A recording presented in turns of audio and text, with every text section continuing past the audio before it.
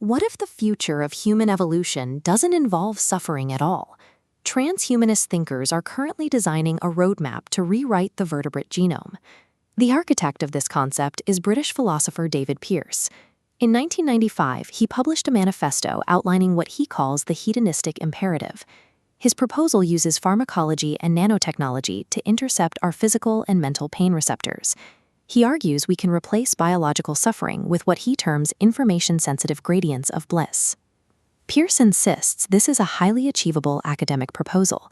He argues that eliminating unpleasant experiences is the highest moral obligation for intelligent life, a mission he calls the abolitionist project. And this vision extends far beyond human biology. As a negative utilitarian, Pearce argues we have a responsibility to redesign the entire global ecosystem. Look at the natural food chain.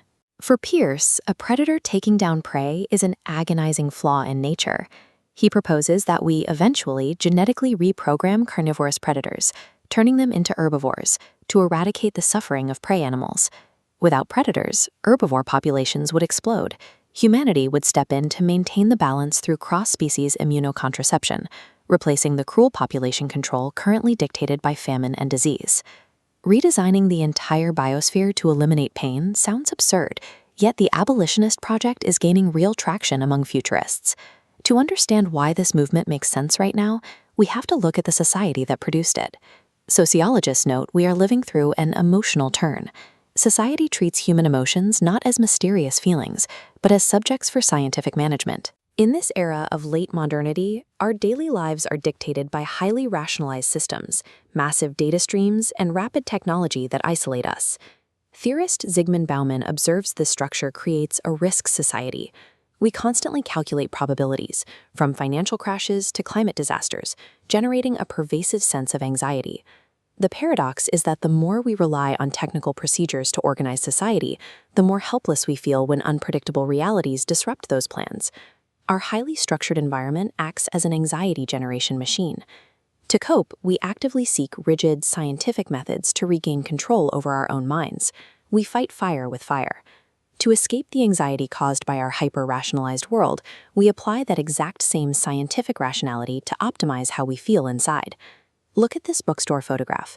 The self-improvement shelves have exploded into a massive industry. We consume guides to build specific traits, creating meta-emotions. We develop anxiety about having anxiety. We view our minds as engineering projects requiring constant optimization. When behavioral habits fall short, we turn to pharmacology. Chemical interventions have become the standard tool to correct emotional dysfunctions and establish a productive baseline. Pearce's proposal to eradicate pain is the logical finish line of a culture obsessed with emotion. If we already manipulate our brains with pills, rewriting the genome for permanent bliss is simply the ultimate optimization. But a successfully engineered post-emotional society comes with a severe consequence. If we eliminate all suffering, we have to ask what happens to human meaning. Sociologists warn that authentic experience relies on a feedback loop. Negative emotions exist to motivate corrective action. Remove discomfort, and that critical link is severed. With guaranteed biological bliss, we never strive to solve problems. Emotions become a continuous luxury, detached from real-world consequences.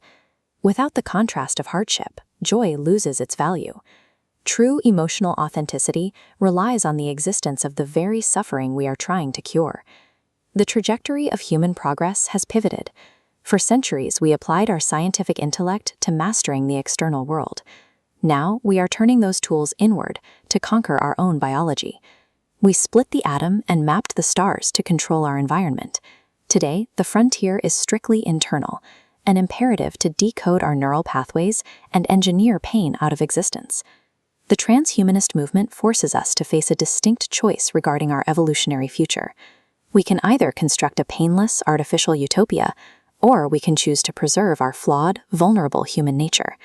We have the technological roadmap to end the concept of pain forever. We simply have to decide if the total eradication of suffering is our highest moral obligation, or the death of what makes us human.